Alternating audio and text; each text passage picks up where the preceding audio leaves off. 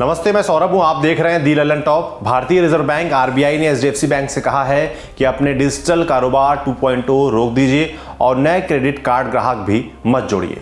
Digital कारोबार 2.0 से मतलब है वो कारोबार जो अभी शुरू नहीं हुए हैं। आरबीआई ने एक आदेश जारी कर कहा कि जब वो संतुष्ट हो जाएगा कि रेगुलेशन और जवाबदेही के मसलों को सुलझा लिया गया है तो वो ये रोक हटा लेगा। लेकिन आरबीआई ने इतना बड़ा कदम क्यों उठाया, सवाल ये उठता है। एचडीएफसी बैंक की इंटरनेट बैंकिंग पेमेंट यूटिलिटी में 2 साल से दिक्कतें चल रही थी। पिछले महीने 21-22 नवंबर को बैंक के कई ग्राहक अपनी डिजिटल बैंकिंग एक्सेस नहीं कर पाए। करीब 12 घंटे तक बैंक की यूपीआई, एटीएम और डेबिट क्रेडिट कार्ड सेवाएं पूरी तरह रुकी रहीं। हल्ला मचा तो बैंक ने कहा कि इसके प्राइमरी डेटा सेंटर में बिजली ठप हो गई थी। इससे पहले भी इस तरह की दिक्कतें आती रही हैं। एचडीएफसी बैंक ने स्टॉक एक्सचेंज को भी आरबीआई के आदेश की जानकारी दी है।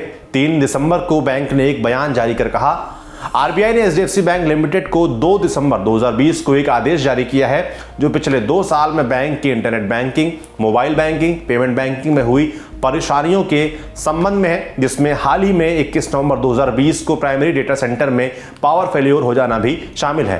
बैंक ने कहा, आरबीआई ने बैंक को सलाह दी है कि वो अपने कार्यक्रम डिजिटल 2.0 के तहत प्लान की गई गतिविधियों, प्रस्तावित आईटी एप्लीकेशन और नए क्रेडिट कार्ड ग्राहकों की सोर्सिंग रोक दे।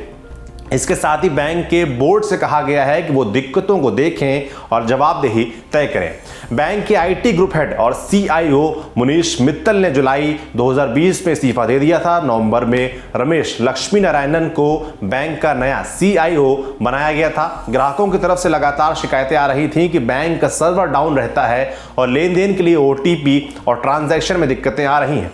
इसके बाद बैंक की तरफ से आश्वासन दिया गया कि इसके आईटी सिस्टम को मजबूत करने के लिए कई कदम उठाए गए हैं और बाकी काम भी तेजी से पूरा होगा। बैंक ने उम्मीद जताई कि इन कदमों से मौजूदा क्रेडिट कार्ड, डिजिटल बैंकिंग चैनलों और परिचालन पर कोई असर नहीं पड़ेगा।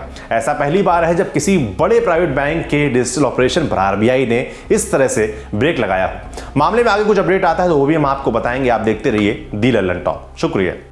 कसर रह गई हमारी कोशिशों में, कसक रह गई कि देश जितना बेहतर, जितना महान हो सकता था, हो नहीं पाया। और एक कसम रह गई कि देश का जो कर्ज है उसे थोड़ा बहुत तो उतारना है। भावुकता का लबादा ओढ़कर बोलता तो यूं बोलता, लेकिन बात सीधी है तो सच्चे ढंग से आप तक कही जानी है। ललन टॉप लेकर आया है एक नया प्लेटफॉर्म, तेरा तुझको अर्पण।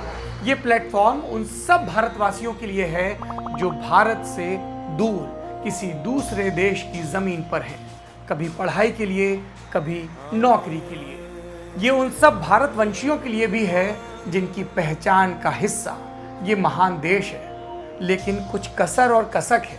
तो आइए कसम खाएं कि देश को बेहतर बनाएं।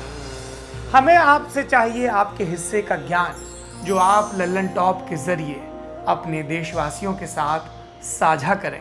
ये मस्ती के पल भी हो सकते हैं जब आप कहीं घूमने जाएं और आपको लगे कि सिर्फ मेरे यार दोस्त और परिवार वाले ही क्यों, पूरा देश जाने इन नायाब चीज़ों के बारे में। ये पॉलिसी से जुड़ा, ज्ञान से जुड़ा कोई मसला हो सकता है। तो आइए और ललन टॉप की इस नई पेशकश तेरा तुझको अर्पण का हिस्सा बनिए।